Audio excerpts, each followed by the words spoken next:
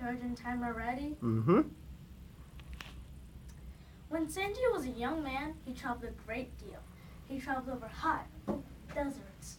One day, he arrived at the fabled city of Francia, a dazzling place where merchants traded in spices, gems, and colorful silks. He decided to stay there for a while. He found a room that suited him perfectly. It was small and simple, but quite cozy. Best of all, it was right above the baker's shop. The moral of the story is simple. Here we learn that one cannot put a monetary price on simple pleasures. An honest young man, a greedy judge, and a creative baker make for a fun and clever tale. Join me as we journey to the Far East to see if justice is served in Sanji and the Baker by Robin Zanies. In the morning, Sanji awoke to a delicious smell wafting from the bakery. Dark, crusty bread hot from the oven, warm, sweet rolls filled with juicy currants, crunchy biscuits covered in sesame seeds. Sanji stepped onto his balcony and took a deep breath. He whiffed and sniffed the heavenly aroma. Fresh cinnamon buns. He just had to have one. In the bakery, Sanji bought the tiniest cinnamon bun in the shop. I've been on my balcony enjoying the wonderful smells from your oven, he told the baker. Oh, you have you? Drawled the baker. He narrowed his eyes at Sanji. That evening, when Sanji came home, he stepped onto his balcony to inhale the heavenly smells that rose from the bakery.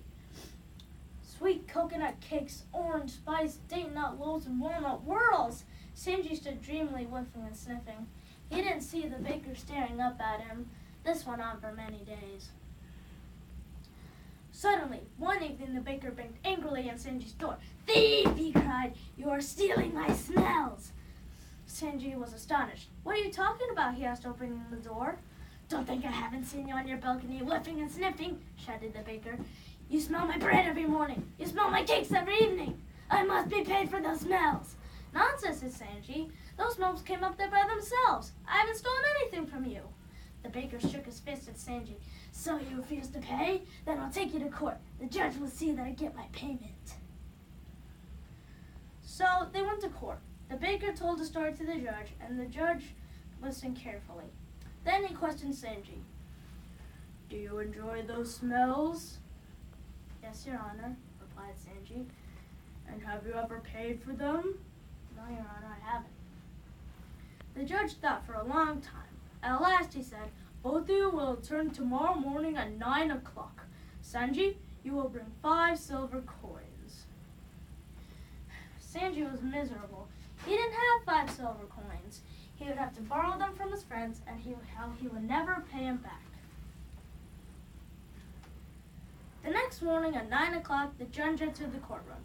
Sanji stood there with his head bowed. The baker was there too, rubbing his greedy hands together. The judge sat down, placed a large copper bowl before him, and told Sanji to place each coin one at a time into the bowl. To the baker he said, now listen carefully. Clink, tinkle, clatter, clang, rattle. The first coin clinked into the bowl. The second coin tinkled beside it. The third coin clattered. The fourth coin clingled. The fifth coin rattled onto the pile. The judge turned to the baker. Did you hear the sounds of the clatter and clink? Yes, Your Honor, replied the baker. And do you enjoy the sounds of the clatter and clink? Oh, yes, I certainly did, said the baker, looking hungrily at the bowl of coins. Good, said the judge, because that was your payment. And you, Sanji, may have your 5 silver coins back.